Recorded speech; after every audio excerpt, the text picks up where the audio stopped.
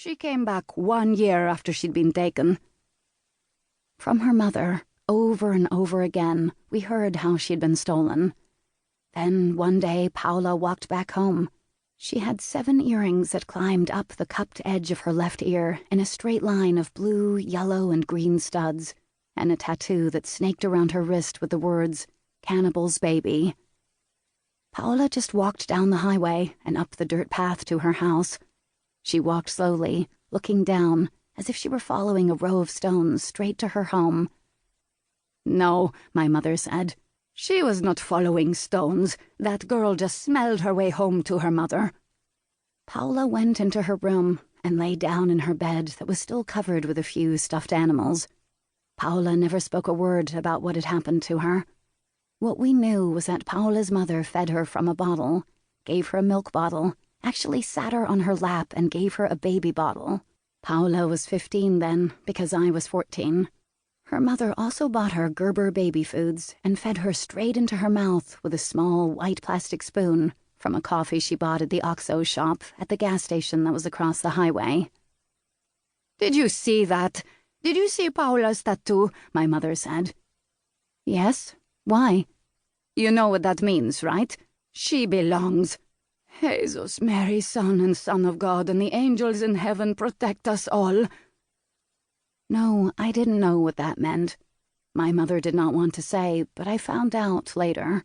I wondered, how did someone get stolen from a small hut on a mountain by a drug trafficker, with a shaved head and a machine gun in one hand and a gray grenade in his back pocket, and end up being sold like a package of ground beef? I watched out for Paula. I wanted to talk to her. She never left her house now, but we had always been best friends, along with Maria and Estefany.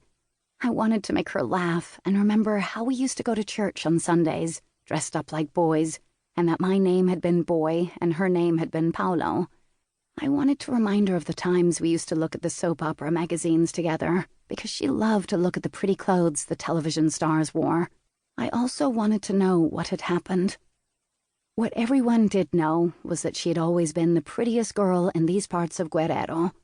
People said Paola was even prettier than the girls from Acapulco, which was a big compliment, as anything that was glamorous or special had to come from Acapulco. So the word was out.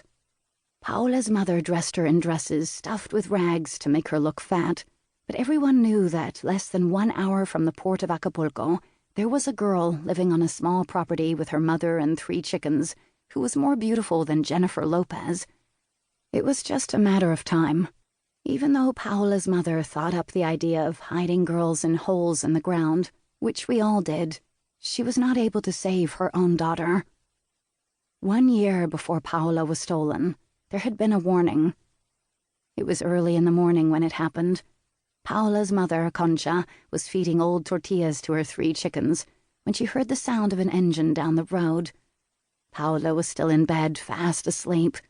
She was in bed with her face washed clean, her hair roped into a long black braid that, during the night sleep, had coiled around her neck. Paola was wearing an old t-shirt. It hung down below her knees, was made of white cotton, and said the words Wonder Bread across the front in dark blue letters. She was also wearing a pair of pink panties, which my mother always said was worse than being naked. Paola was deeply asleep when the narco barged into the house.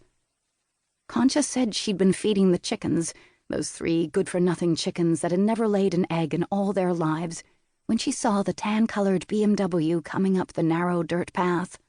For a second, she thought it was a bull or some animal that had run away from the Acapulco Zoo, because she'd not expected to see a light brown vehicle coming toward her. When she'd thought of narcos coming, she always imagined the black SUVs with tinted windows, which were supposed to be illegal, but everyone had them fixed so the cops could not look inside. Those black Cadillac Escalades with 4 doors and black windows filled with narcos and machine guns were like the Trojan horse, or so my mother used to say. How did my mother know about Troy? How did a Mexican woman living all alone with 1 daughter in the Guerrero countryside, less than an hour from Acapulco by car and 4 hours by mule, know anything about Troy? It was simple. The one and only thing my father ever bought her when he came back from the United States was a